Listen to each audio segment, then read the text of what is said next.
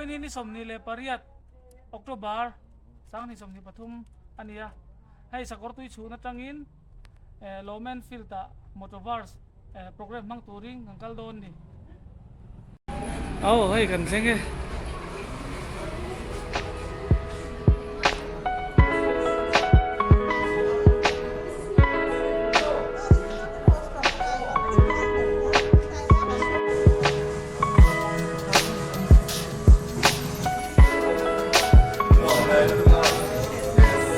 sarau te chon la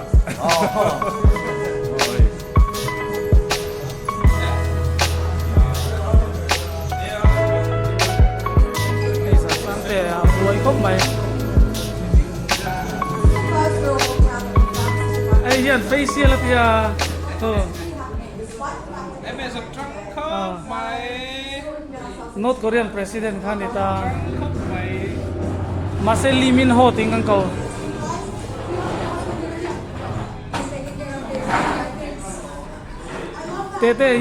tete avasto tuna donandama cafe hong thara inlo dor vek don ya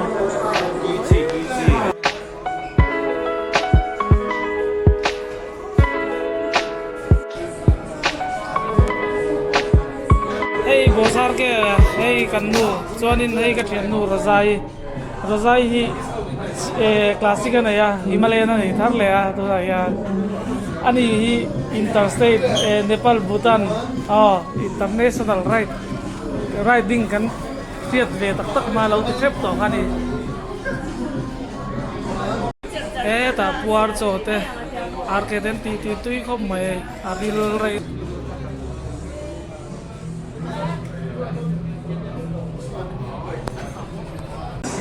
tan don nai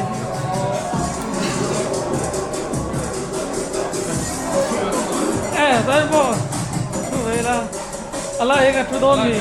mấy chiếc lại tập tin nào rồi Motoverse hi again ya Motoverse hi hiện again ti thin ya kha Mizo Enfield community ya in chin na hun le in chin fia na hun man tum kha mi me ya chuanin Mizo Enfield rider tam tak hun la tak le thui tak lo dan to te alom no la chung te po chuan le rider kal khom te po na kan riding experience le Royal Enfield kan mu dan kami in share na hun kha kan mang don ania chuanin he motoverse program kan man tura lo kan song song te zawai chi be kan book thar le cheu chuanin motoverse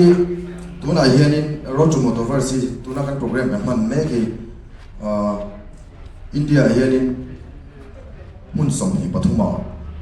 man ve me kan ya tuna hianin motoverse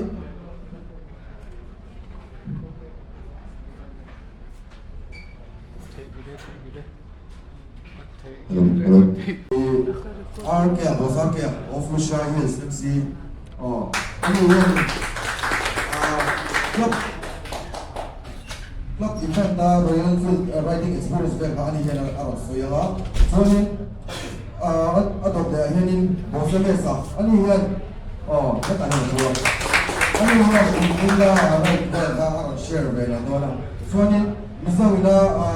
Enfield community ya kan senior rider le ai kan ngai san to le me peace wasai oma ani ya senior rider mana apa sebab ini motoverse kita mention dia tu saya nak pun orang turin kan dia principal kan sahaja ini sampai cuma long tu ke saya ini long kalte itu kan sih di sana kan takvel po pembangunan Zindan Livela tua clock phone at the beach in the clock view masa hen hilo opele tosia foi na hiani poe mesa kan so ma amaro chu dimin pia mai khana pa sula aron kal thei lo ba ani khano kal thei senan tu khop maya achon chu motoversa el to ani mai ba ka India rama bike custom thiam si na thang chu ania ikum khan motoversa hian tua hiani a bike customize car dalan ania mitam takin thala puya India ram sam sama YouTube channel Royal Enfield YouTube channel to an mani experience song te apai customize ti chona to kan ko kha tuna po hen YouTube ba en turoma chu nia hey Royal Enfield hi brand dang lam tak mai ni ya brand dang lam tak mai ni ya kan ta la na tu chu mission nu chi chu a ko hianin le mani la sanatan kan thil sir chu atan cha ka bil chu India rama Japanese brand velaron lukhan kan siyat masaka chu hero na CD100 SS karon chuaka chu kha bai ka kha ang punchline chu feel it share it forget it tinita kilometer sobriat liter khatina ta thei tinita ni chu India rama amaro lu real to chi Royal Enfield ka Enfield India adi lai tham khani atla niam nasul tuka Pichuan Jawa hi yasi po hiani aro rel na karon ti niam deu mana ni achan chu two stroke engine ania arang ve pet che hun lai ka chuan Pichuan Royal Enfield khan Enfield India khan khata brand no ho kha an compete ta fuck regot mai ni ta chuan zoomed up engine mang ta khanin bike te zo ka khan siama in bu fe ka selo ke ni zo kan bu mana Mizoram hian Fury ti te Explorer ti te kha hom ve manani chuan mini bullet ti te pohoma mini bullet chu saren buanga poster lar de han alam kha mini bullet khalani saren buang kha khatia vel kha nia ma soe khatia midang ron lu ta kha nom an computer ka va kha en ma om siom vak lova ta chuan kum som ni pasari mi vel lek ani lai sidar la hian appa na le Royal Enfield Company Asia ho tu pa na le kha ayan kolta chuta chang chuanin an tin mun dik tak ase chuaka chung nita chu piang lai ver bora chuan sa ni le pathum khan India rama hian Royal chu kumin hi kum som ni na tur nita chu rider menia goa vagatora an pi kha kum ti kha Royal Enfield chuan vagatora ne yan tua amaro chu khatir laia community ten khan an thui pula chi lo ta ni Pichuan rider mania pati tani chu Royal Enfield rider mania le Bob MC rider mania Bob MC ka Pichuan Brotherhood of Volunteer Motorcycling Consortium tinita India rama riding club sang kani tel khom na ania Mizoram ata po hian tel kan oma chuan anni chuan stage sang kalpuati ran duwa amra chu company khan pagator hi eta nen tu tani ta chuan I split ta Bob MC RM Khari tak Royal Enfield po hian a sponsor ko ma sen tuna chuan anin ngei le to in mil le to sponsorship te bon pele tran to om sia chuan te in mitlem te in bulan chana foina chuan Kovela Royal Enfield Festival lian bana ni to ni motorfors ati hi rider mania nia hey rider mania chu ala ni thowa amaro chu akmin kha enge catchy zop turin le athiu ti sang Ron Pochok and so touring motorfors at the chat of riding festival mai ani tolova biking festival ani rual khan ti tour ti thaya tamu tu kani foina tuna kan ti ang chi te hilo ma achen pei chu comic mo ei stand up comic film tun lo tho for por achen he tilai at out le de ha DJ thilo play ya lo lam hu tu ta achen in riding experience te an soya khatiang khania hey shwa ko khen tam ta ban pool prosthetic til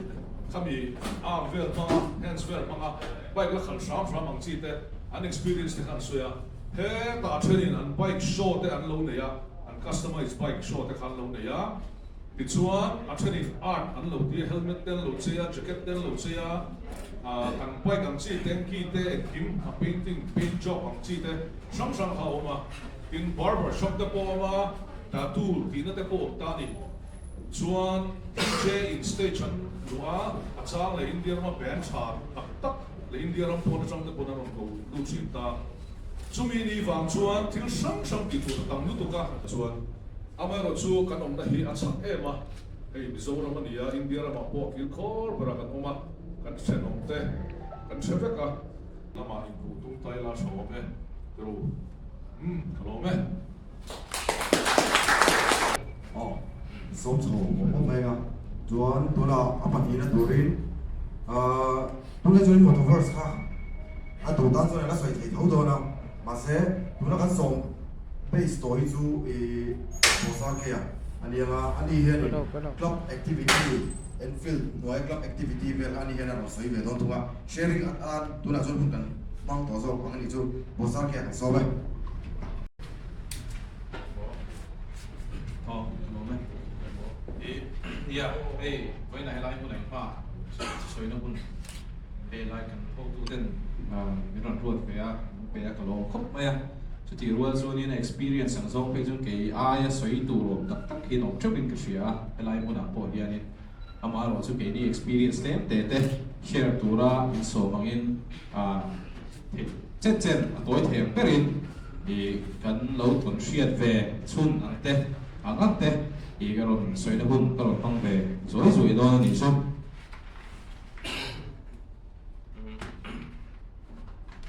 Kakan siya mo to first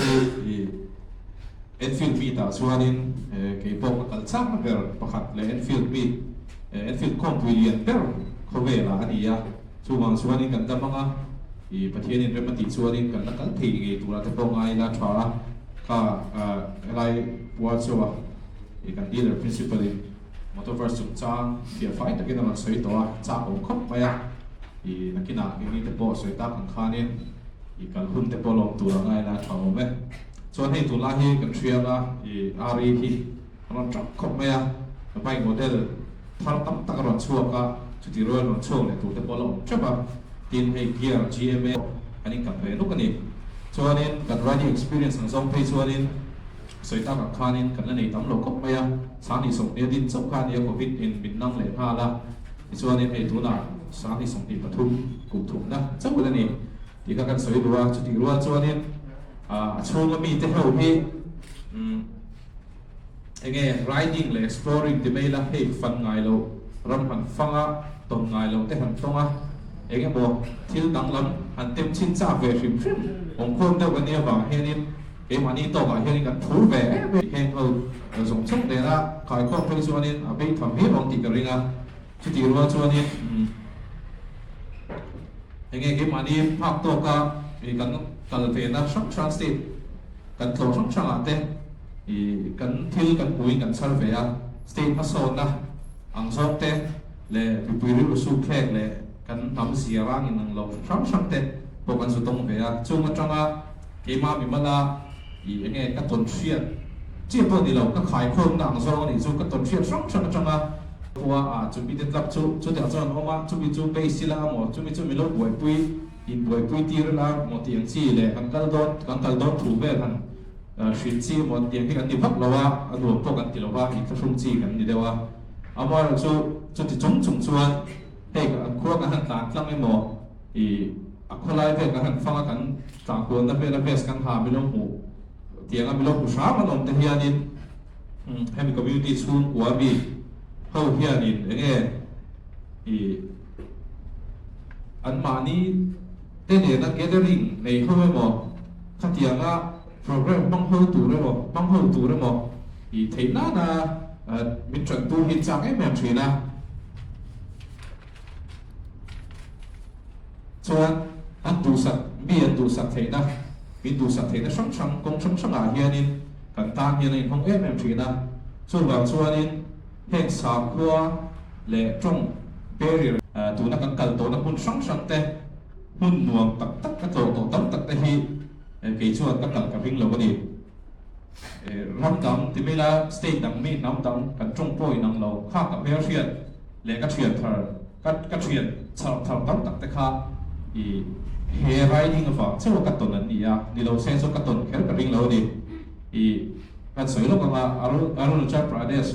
kan na kong le thing tlang ne ode te shortcut kan lak na kong sang te ka sin nga national park chung mo pui chung an ta te kha nin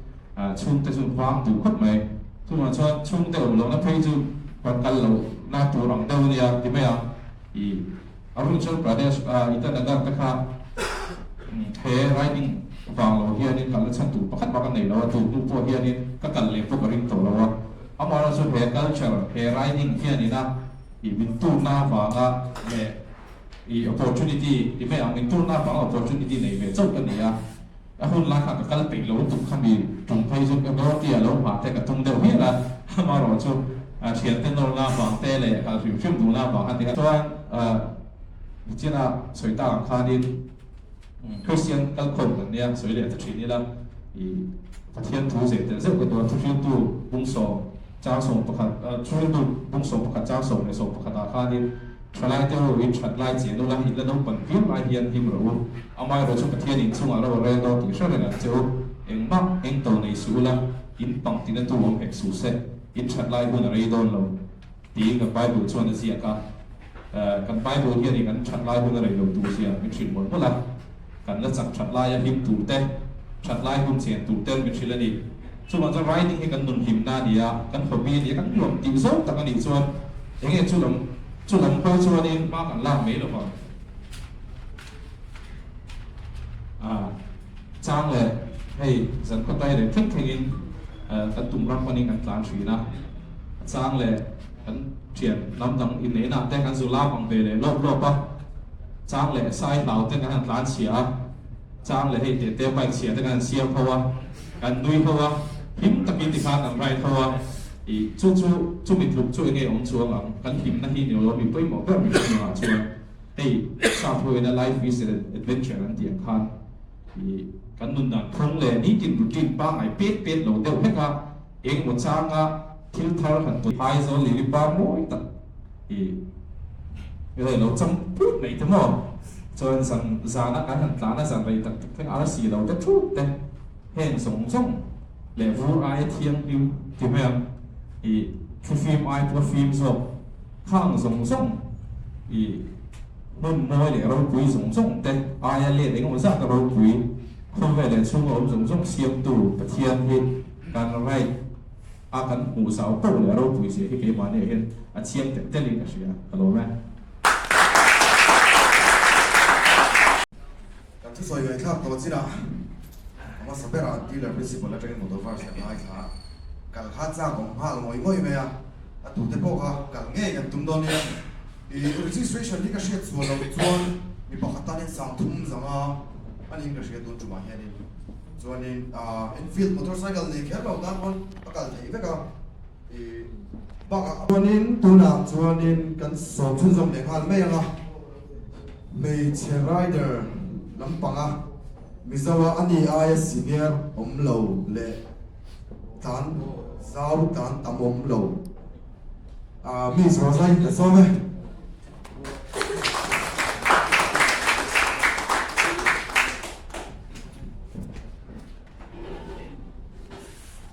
thu水之不如啦哇，落年華宅啦，不過出咗啦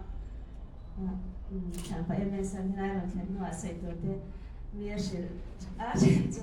個條咩個印度打那所以那不過出咗啦哇，ngày long bắt đầu con đi long ngày khác sập sáng rồi là cái mà làm bằng thì hành xoay là u nào có biết cái nhà nó còn lại trong cái này mà trong bài còn tổ thì cái nhà lên nó tổ chức cái này là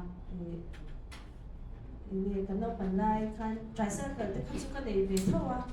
thì cái này là cái zoro hậu anh còn anh nói chung là lại cái này kita tìm ra mà cái người bạn thì có sự bằng cái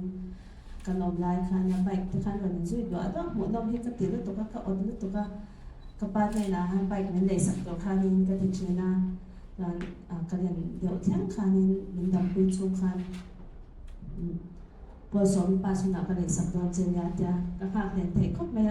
mà sẽ class 8 cái này cái bạn này bảo là Santa mà rồi chú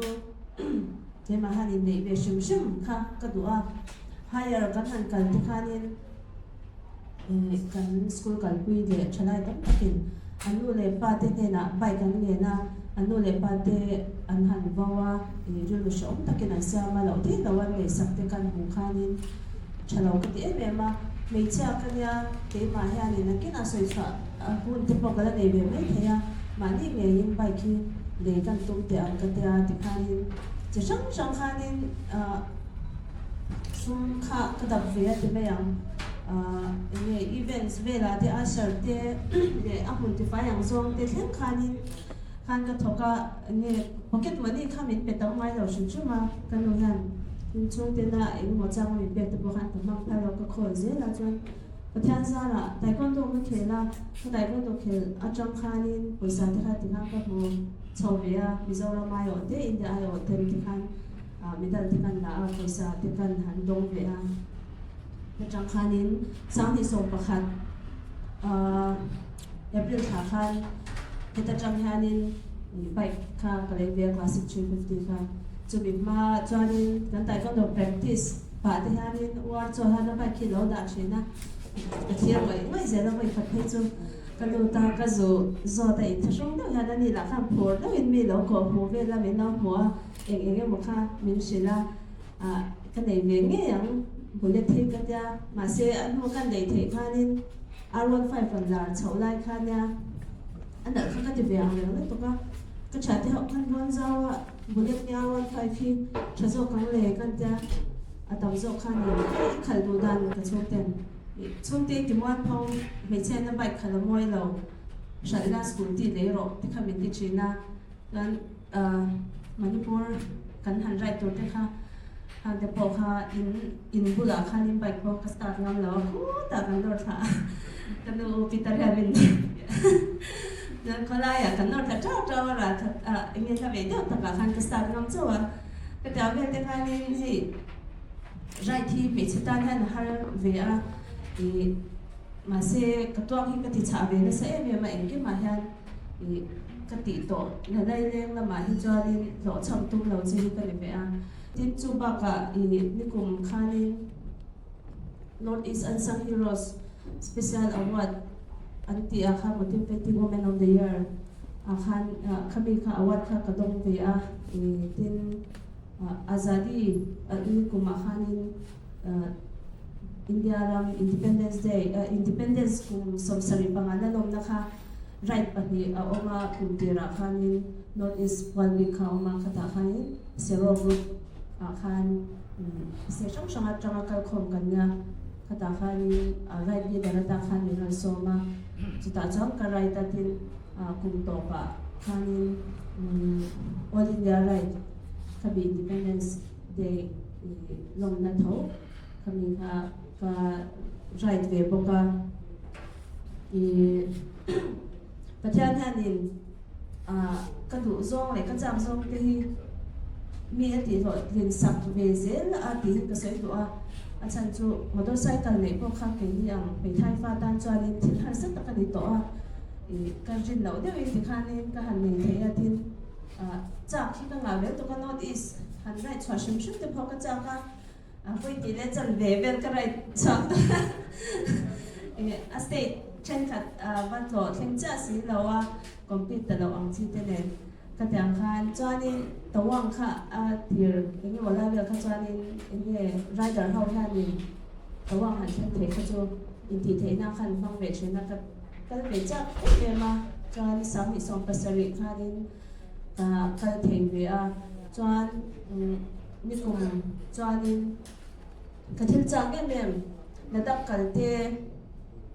ระดับขันไรเขียนเตจวนเซาท์อินเดียลำไรเตจวนนี่แต่คอนติเนนตัลปีชูลคลายอาเตียกวลอังค่ะกระจายเงี้ยบอกว่าจวนออลอินเดียไรที่กระจายเงี้ยบอกว่ามาเสกระตันจวนกระสวยอังคานี่สุ่มตั้มตักอันไว้ดินไว้งาจวงเฟ้มาที่ไรจวนนี่ก็เดี๋ยวชวนนี่ตัวเราดีฟังคานี่เทศไทยเราตัวเราไงค่ะนี่ก็มาประเทศนี้ว่าอยากจะจับส่งค่ะไม่เดี๋ยวค่ะแต่เราเขียนที่ละประเทศจังหวัดพวกกระโดดได้แบบนี้กันใจแค่เรื่องที่ตัวยังมอทุยังมอ experience เยอะทีเนี่ยอาจจะส่งไปอาจจะส่งไปมีตั้มตักกันแล้วหัวไงเรามีทางที่กันว่าหัวอันก็จะเตอันนี้กิ้มค่ะกันว่าเชเบเซล่ะบางเราเรียนช่างๆค่ะกันว่าหัวกันว่า experience ที่ค่ะนี่เกี่ยมานี่ตันก็ตันอีกเพจวันนี้ therapy ดิบตั้งกันเดียร์ไรตั้งค่ะมามันดังไป explore ค่ะที่วันนี้ มีอินเขามีที่สักพอฮานินเกี่ยวกับพอยสระว่ากตาจวนดำน้ำนี่นังมันนี่ตาเนี่ยมันนี่เรามาเสียกตาเนี่ยรู้ก็จะก็ลุยจังเฉยนั่นนี่จวนนี่คุมกันไรกันโอลินเดียไรกันหนุ่มเดียวเบลนี่บางการนี่ตัวเราจะหันสวยก็ตัวก็ใช่แล้วว่าNorth East จังจะมีเจ้าชนข้างกันยากัน statement นี่เราเป็น North East ค่ะนี่ก็ represent เวียการรายได้คุยที่ North East มีเพย์เขาจวนนี่ก็รายกลุ่มที่เราเราไม่ที่ต้องเป็น support พวกเขาหาสักตั้งตักตัวก็ที่สไปนั่นลำปังอาหารหาสักนั่นเองกันยาsleep tests นี่ที่กันยาก็รายตั้งตักที่มีชาดเราเนี่ยนี่เขาสิจงเล่นนัดตัวจงอะไรชิมกันยากระชุ่มทุกพวกก็เสียตัวไงเราอันนี้เราจ้างด็อกเตอร์พ่อฮานินเนี่ยคุณส่งต้นกันตาฮานินไรเราตัวเราไม่ตีได้ตัวกันยาสิ่งดูจ้องเราว่าแล้วชอบนั่นเองก็ไรไม่เสียละนี่คุณพ่อจานินเดี๋ยวค่ะกันเนี่ยกันหันไรเดี๋ยวพ่อฮานินนี่สลัดตุกค่ะ45 degree เวลคันยาคงคุยจังวันนี้เราลุ้นเช่าหุ่มขบคันนี่นะซะการ heat stroke ที่ข้ากันเนี่ยกันวักนักบักฮันสันนะก็ตกเวียนน้อยละฉันเทนินันวันไปเลยละประเทศสาระก็ขัดเลยเทชามามีลำขัดที่ข้าก็ดูเราชิมชิมานี่ไงกรมที่ก็ดูว่าฮันก็สิจุงที่ฮันสันนะตั้งแต่ก็ตกจุงบอกคันนี่กรมที่ก็ดูไม่ใช่เช่นค่ะจุมีปาปนี่เท่าว่ากันกงค่ะเฉยเมสักคนนั้นเช่นเท่าว่าเช่นอาจารย์บุตรตัวเด็กบุตรเนี่ยเช่นอาจารย์กงลายฮันนี่ force นั่นเท่าว่าตัวกันล้วนเตะออกมาขันกำลังที่ข้าต้องชินะขัดยังก็ขันก็จะดูจังเสียนะเดี๋ยวก็จะตกอังจีอันสารฉันกำลังอังจีตัวฮันนี่rider spare ขั้นสุดของเท่าไหร่คุยข้าก็ดูเราเป็นมาคันก็จะเป็นจังจังมีโซ่กันนี่นะคันนี่มีมิ้นหุ่นยำข้าก็ดูเราใช่ไหมไม่ใช่เขาสิมาพิจารณาประธานซาร่าขัดแย้งแบบนี้ที่ข้ากันนี่เวียฮัสนักก็ตัวเพิ่มนี่กันฮัสเทียตัวพวกคันนี่มีปักปุยค่ะngay đầu khai nên cái tỷ lệ thể xác nam sẽ là cái đẹp nhất trong khăn cái tiếng việt thì khai nên cho nên thì giống như lắm cái hàng sáu à em biết sao mà cái tuổi thì khai cái ngày tuổi cái hàng dài thôi lắm để lên cho khai cái nhà thì mà thì cái tuổi cái rất tuổi thì khai cái ngày tuổi cái này là không mấy cái gì khác chứ số cái này từ program này bằng khai nên để khi này muốn ra lo là đi bằng khai sĩ bay sniper giống giống đến mình viết ra mình luận escort viết ra các chẳng hạn thì mắc thì cái này cần ra ta em bây giờ các chú máy security ông nội tức là cái thì các ngày cho hắn ta lên là không may anh em không tham gia là thì hắn sau thế ta lo quý tập rất cho mình sẽ nhị cho nên mình sẽ biết thôi mà tapi hôm nay cái lâu này về các chẳng mà khai nên har san nei kan tok ve na sa tak sana tam tak kan ne ya kong na tai na le na chi sang kan ne ya ka thang ma te khan in thiar te in thak te in ti fai te lo ngai ngun ve a pa kan female rider hon long kan lo a chuanin a to be ra chuanin pathian hi ring ta ti da ke ma chang ching ka se chang ve mot ko khan ni se thang thoi ka ringa pathian hi ring ta ti la kan ti thei về đầu tuổi đó kan ngày thế để kan này về thei đầu tuổi đó kan ngày thế coi hi kan này thế à theo cho anh mình sống na mình vui hi ăn đủ đấy anh thì khác cái sấy đó tin kan tùy nát tập right kan tùy à hen hi pathian hong bol na kan mang thei anh thì khác cái sấy đó cả nó sấy trong rất rất lâu à cái đi bộ anh son thân là xong cho anh riders mit kan ne thi hanin kan chante nam dang Christian in ve lo ho te Bible te kan sem ve china han yang khan chen kan ti pui boka in ne mo ha san te kan ho tok ve the ya ka ta khanin kan tu na tak mangin a chi dang pon ประเทศลงกันม้วนเทนอีกครั้งก็สวยดูตรงกันนี่มิชชันนารีแต่เท่าไหร่เราไม่ได้ตัดที่น้ำมักแต่ค่ะมิชชันนารีทำมันทำเป็นอีกครั้งสวยดูนี่เราเนี่ย Bagi le di kita buat kan introtum sau ve kana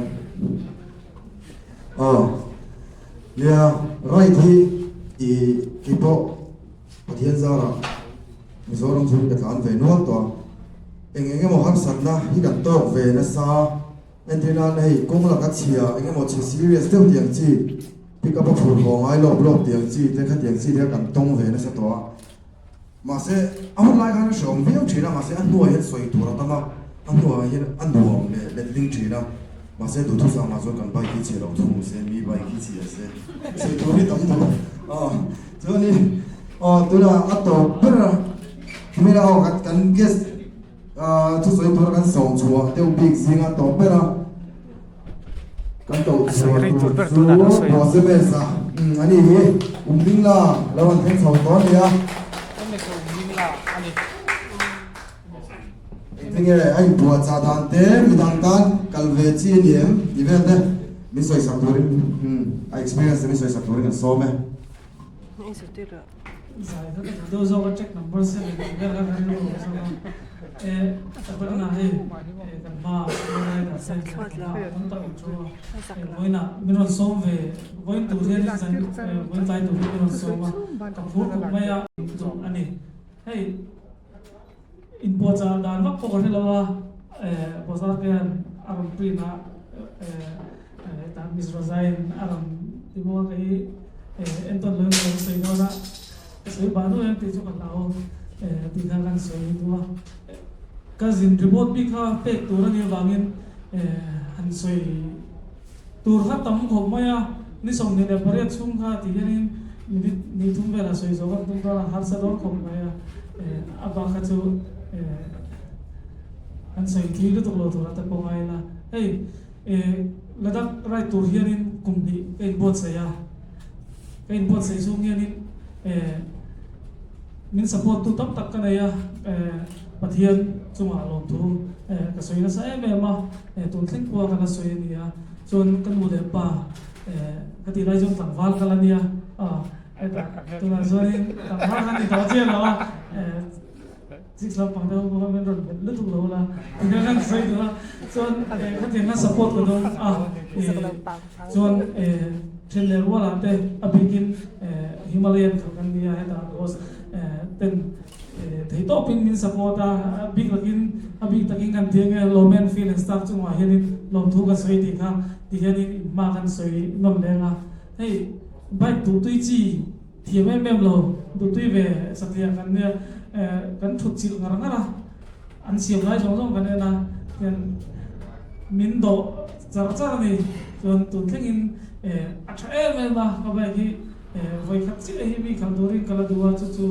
mani servicing ka ti zo kha ania chu to da so ka tu le to chiang mang lo ta cái mang kan chu ka tu to bia mun ni min dim thira kan nu ber boya ka pal lo le kum ni ke bot sa ya August ni som pangan kum khan ka chua ka pathian zara dam takin ka thlen kha sumoi ka lo ho ya dam takin ni som panga ka tlan chu ka ei atira chuan kan tiang mi singa ro puina te achievement de kan be sei very dipak chuan ma se ni som ni da pare chung ka tlan chung yan pathian ro puina ba ka mu ping chung lo wa ti kha ke ma ti thei li lo ti kha kan soi duwa chuan in ni som ni da pare ka tlan chuwa ka ti tui ber chu Gorakhpur to Delhi ka tlan hi game zare sa pathum ni ka ta ko bara dargar so ko ka tlan na voice ar ki ka chawala chu chu ka sin ko ma harsan ka ti ber le was in a swim kharin ashom berzing ka ngai ber ni box ni ka ti non tu to lo thil kha khatlai kong te kha game zare so pathum ka chu la ka ti ve khop mai ti ka kan soi duwa hemi chung yonin state song le pakhat ka tlan ani ti ka kan soi duwa ala ang ring vea la thui soi ka du tam mak lo wa thai to le aba pathian kuta na kha ani maya ka be ngar ve a chu wa chonin lo hu phur lo la ti ka soi duwa khidai ka thena ka du bera chu mizo rider te invite po khal se invite po khalula mizoram tan mizo christian tan ta chokila chu alo ro pui ber liya sia ka du sa vek chawai vai hemi theng tu hianin a theng big tu ramang lowa theng turin ka rider pu zong zong te ka du sa chawa chuta in theng te na tora pu te na chawa ni chon ka plan se lo ti ka kan sei do ani refreshment na bakterin kan he chawran dawa dar ga chaw mei do na rin te mo chaw na chaw nei kha lo le o ka ga chia lo ei tu na de mo ngai la tiền kha ni ya hey zuk le muang rui thâu chúng ta à te po hianin radio community a kan lo tel chuanin up and down na machine kan ni ve te ya ma se apoi mo lai ver chu machine taksa se na in von ulu du da kha ai nam lo ta rai du da te po nam lo wa kitla ya kan han thema high altitude te lo ni kitla ya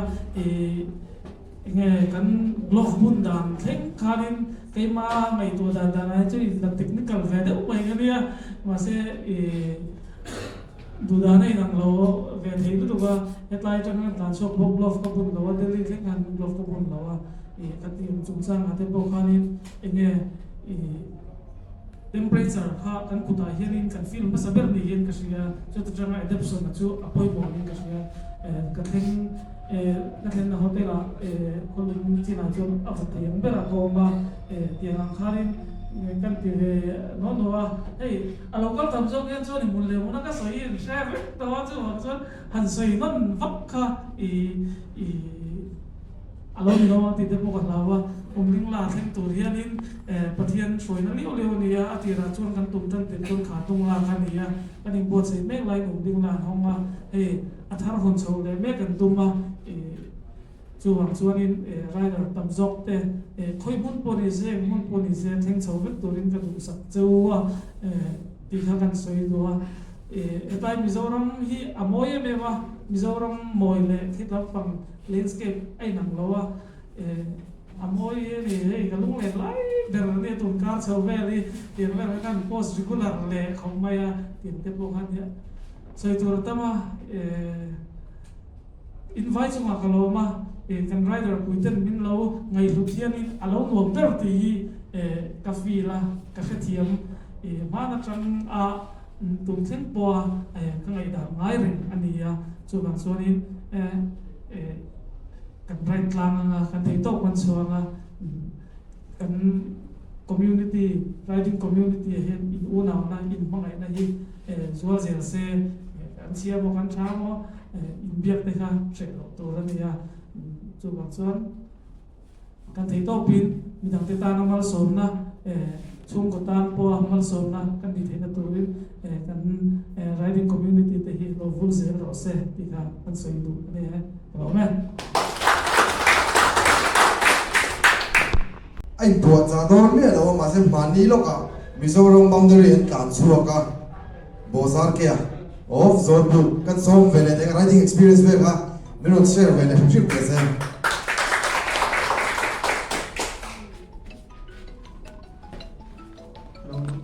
alo cũng hết đấy cái lối riêng lối cái lối lúc nào cái sợi tuần hùng đất sợi đất là cái sợi về thùng là cái hồ á hay có sợi mấy sen tiền là kan ho kan kheu neu ma mo so pa kan luta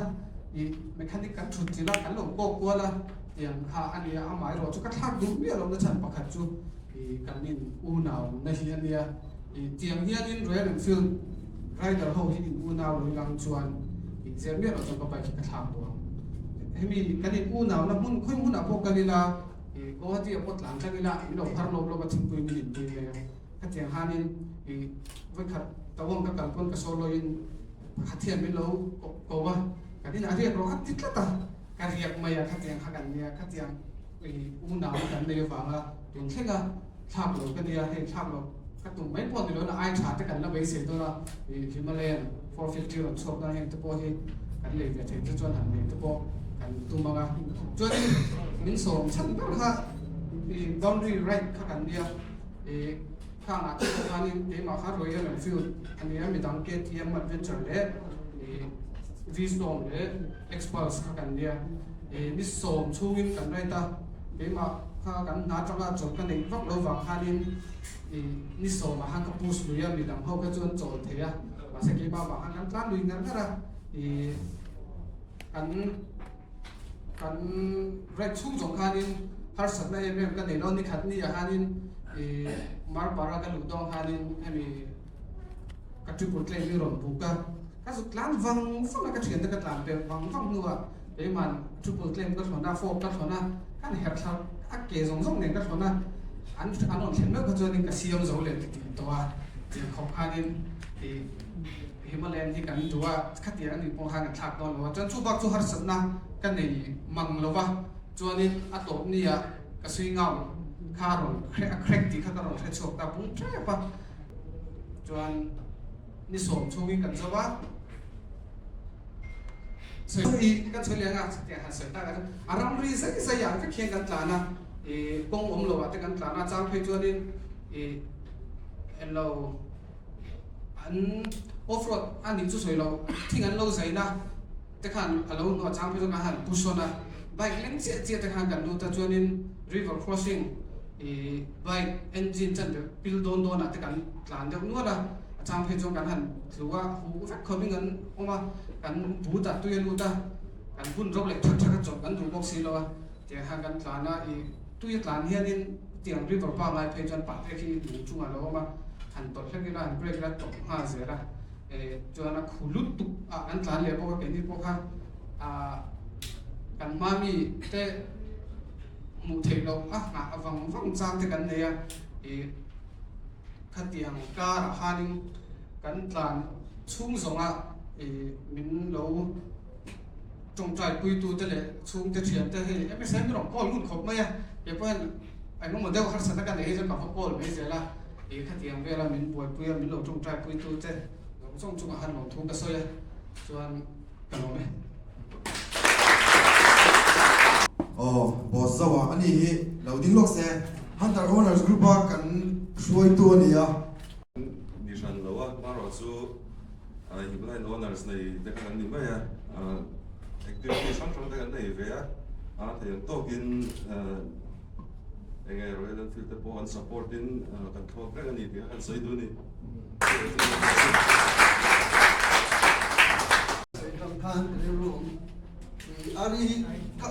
three na to ka thin ten nei thina ti ba ki sprint 2000 ka lo ba ka 2015 ka ran ka ot ve chona chuan ba ki ka ni chu ari che ka le thina chuan la chu ka hun lai khan ot ka nei lo income ka nei wa chung te gen ka du lo ki ma ka lu chuan ni ko mas sani so ki ran kan ni chu ra income te gan nei chok ta ka chuan tu soi chiu tu ko ni lo min bo hi se ta soi kan custom lo chi ka ni ka te ba trong hui ko bai tu si shin chim zu tle ma ni chok te ba over time pang si ang si ka tu hi ta interstate ka thian hei arcade dei Himalayan in ni tlang pui ta lu sha hill si zu kom chi hi kan plan sa thei ko ba kam bai su suspension ni kam mong zone a he dong pha la gi ni ta ara sa thei thin di ko me ma se ka soi tu su bai khal nuam te nuam lo te ti hi chu rai de la zela ni ba ka kan tui na ani hi chuan enga kha siam po ni se kong chiang a pot lai la nuam tho ti ka soi do a rai de na kan lom le kan lom lo he na in patul tu ta Himalayan te po ni ma a sang bai ti sang ma ang khal bu da ne na ba ka an bai tu zo point na lo so mong so nin yeah custom big hi cái cái tuổi nào đi vào in Himalayan te poi ngang khal thina ma se ka thien te pula ka soi thin ti su ka khal tin cái ngai pa lo rất thina Himalayan ka soi se ni lo ni thi shi mi hey ai la pa chi su ka Himalayan ma se thil pa de ka ti tu si ni ta so bai ka khal po hin ke ma hey thil lung de wa engine na ka se connect lo so ka khal no ta lo so ma so ni ka bai poi hey de nga vel ni to ta a chereng la kan sia ma thi za hi bai ron ti zia ka bai lo ze ka ma mo le zi tho ka bai chu tiền về cho nên mà sẽ tiền cái hiện rai tiền của tôi luôn đi về sẽ là nhé nên rai đã có không cần nhé còn bây đủ giống suy đủ giống mà sẽ cần tung mai nữa thì lùng rồi đâu còn nằm không bị phát triển nó rồi anh fit vô zero sẽ đi học số ya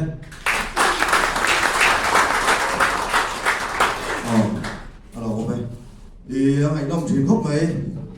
chúa tôi này hết bỏ hạt cái sông lên á đổm đó tụ ra cái tan ai rồi thunder North India mà club upaper ở trong mình nói từ buổi tối bỏ sát đi à cái cầu số về là xem xem tiền cái lòng ta về thế cả tôi soi với mỗi cái visa tôi soi bộ cái này cái riêng lúc ba ama rồi chú hey với là program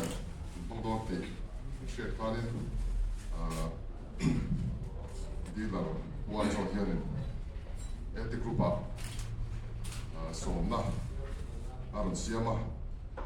thìรับจุดเด่นสักเวชเอามาเอาตีรู้พูดไล่เราเราพูดกันเนี่ยนะป่านะที่บ้านก็ต้องสู้กันเตี้ยมาเสเราก็มาเราเพื่อมา refreshment กันจังมันเวโดนะเรามาพูดกันเสียนี่กูชวนนักศึกษาไอโซทันดัสนี่เดี๋ยวฟังค่ะไอโซทันดัสสุดจังโอ้ยเด้หันตาหลังไปละดีละสวยดูพี่จุกก็ใช่หรอปะอันที่ตีระเดี๋ยวอังกันเขียนไหมอ่ะฟังแต่กันติดตั้งแต่ชู99ตัวมาจับพายอะไรโทค่ะฟังแต่กันติดอันนี้ตาอามาจูสามนิกุมสามนิปกสามนิคนนี้ชาวกันในฟอร์มชาให้วัวจอดในเทียนโอปีกันนี่เขาว่าที่ตัดขันปุยวันนี้ก็ยังสังกัดชุดตาชวนนี่เกี่ยเจ้าเราคันนี้วัวจอด secretary เนี่ยที่อยู่เด็ดเราคันนี้เนี่ยจูกันสวยที่ตรงนี้เสียจนทั้งตัวสปีกชวนให้มีโปรแกรมปุยทั้งตัวสปีกกันโอเวอร์รู้ตัวนี้ก็มาเสียให้อาเจียนเนี่ยปุยตักกันเนี่ยกันหลังที่ลำน้อยให้อาเจียนกันเราหลังที่นี่อ่ะไอ้ส่วนทั้งตัวสัตว์อ่ะpresent ไปอ่ะกันนี่เป็นไม่จุอาเจียนสวยเลยตัวนี้กันนี่อ่ะสวยเลยเสียชาเลยข้าจะพูดกันสวยที่นี่เสียอันนี้เลยสวยตัวกันส่งบอสอาร์เกตบอสเมสเตมิสโรไซเตอันนี้วัวจานาชาอันหุ่นเป็นไงสักเดียเชียตาอารมณ์ผมตักเสียตาส่วนจุดที่โรเลนกันส่งจบบอสอาร์เกตบอสเตบอสอาร์เตบเอาบาร์เรมาเต้นปอนอินปวดจามีอะไรปวดจาเรานะปวดชักเท่าเองอ๋อคริสเตียนกันคงกันเนี่ยกินใส่ฟ้าหวังกันทิ้งจุดนั้นเพียงนักกันสวยงามจนกันหุ่นเป็นติดต่อไม่ได้เนี่ย refreshment culture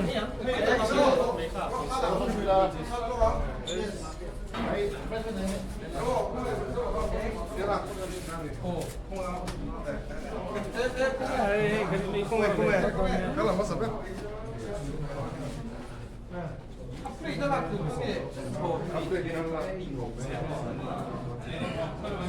Ito ba yan? Photo session.